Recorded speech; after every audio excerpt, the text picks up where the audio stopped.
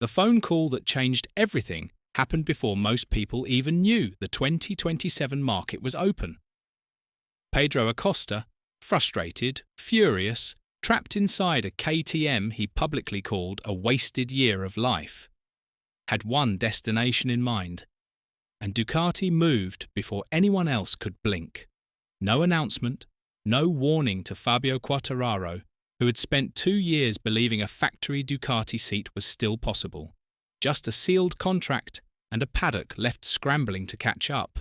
And now the question that nobody at Borgo Panigale wants to answer: was this a masterstroke, or did they just make an enemy of the wrong rider? Let's start with what actually happened, because the way this story unfolded matters just as much as the decision itself. Back in December, Spanish journalist Manuel Pecino broke something that nobody was ready for. Speaking on a YouTube channel, he said it plainly. Pedro Acosta had already signed his 2027 contract. I am in a position to say that Pedro has signed. With who? I swear I don't know. He has signed for 2027. He's already locked in. He ruled out Yamaha. He ruled out Aprilia. That left 3 teams: KTM, Honda and Ducati. And given everything that followed, the answer was obvious almost immediately. Reports from Spanish newspaper AS confirmed it weeks later. Ducati, factory team, 2 years. Acosta alongside Marquez from 2027, assembled in secret before a single pre-season test had taken place. And then Dani Pedrosa appeared on DAZN and said something that turned speculation into near certainty. It's the fastest market in recent memory. Almost the entire grid will be set before the first day of testing.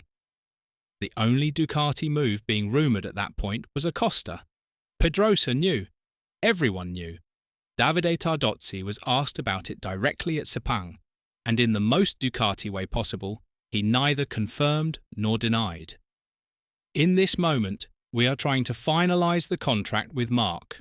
But first of all, we have to do this, and then we will talk about the others. The others. Not Pecco, not Fabio Quartararo. The others. One sentence. Enormous consequences. Now here is where the story gets genuinely fascinating, because buried inside this decision is another story, one that most people haven't fully told yet. The story of Fabio Quartararo's closed window at Ducati. Cast your mind back to 2024.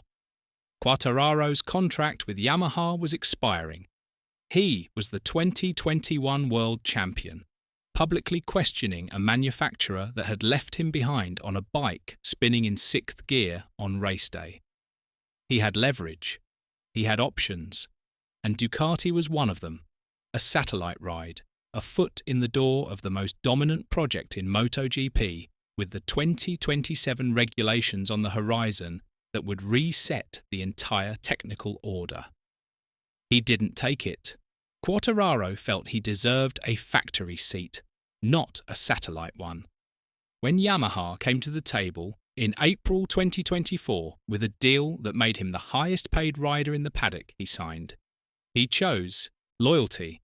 He chose belief in the V4 project. And Ducati, sources say, were never fully convinced he was their long-term answer anyway. That window closed, quietly and permanently. Fast forward to now and the contrast is brutal. While Quartararo was waiting for Yamaha's rebuild to deliver, Ducati was watching a 21-year-old from Mazaron tear through the KTM garage with raw speed that reminded people of a younger Marc Marquez. Pedro Acosta finished 4th in the 2025 championship on a KTM he called a wasted year of life. He tried to break his contract early. He had already held talks with VR46.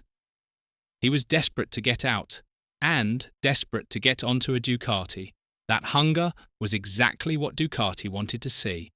According to motorsport.com, the move was rooted in a damage prevention strategy.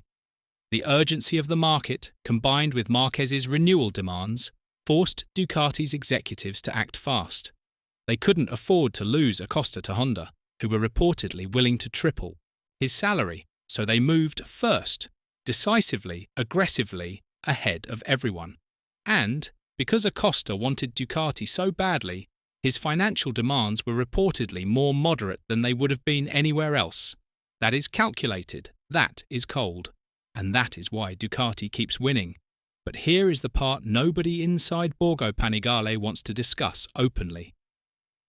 The collateral damage. This decision doesn't just close the door on Quartararo's Ducati dream. It sends a message to every rider on a red bike about exactly where they stand.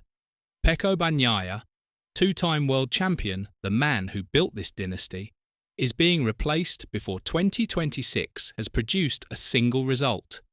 Alex Marquez, who had one of the best seasons of his career at Gresini in 2025, told reporters at Sepang he had offers on the table, but needed to move quickly, because the doors are closing everywhere, fast.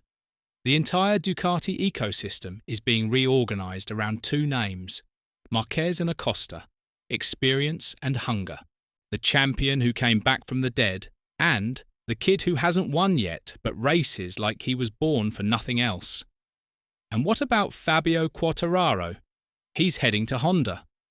A factory seat, yes, but Honda, a manufacturer still climbing out of one of the deepest competitive holes in MotoGP history. The 2021 world champion, who once had the world at his feet, is now betting his peak years on an HRC rebuild. It might work. Honda have shown genuine progress. Alex Espargaro was fastest in the Sepang shakedown on the new RC2 13V, and the paddock noticed. But it is a risk, a significant one, and it's a risk he might not be taking if he had made a different call in 2024. The 2027 regulation era, new 850 cubic centimetre engines, overhauled aerodynamics, reset electronics, was always going to scramble the order. That is the nature of regulation change. New rules create new opportunities, but they also create new dangers for teams that arrive with the wrong riders or the wrong development philosophy. Ducati's bet is that a 23-year-old Pedro Acosta, who has been immersed in the new era from the very beginning, will help shape the GP27 in a way that a more established, more set in his ways rider simply could not. He will grow with the machine. He will push limits others won't. And if it works, if Acosta becomes the rider everyone believes he can be, Ducati will have engineered another dynasty from scratch on their own terms before anyone else even saw it coming.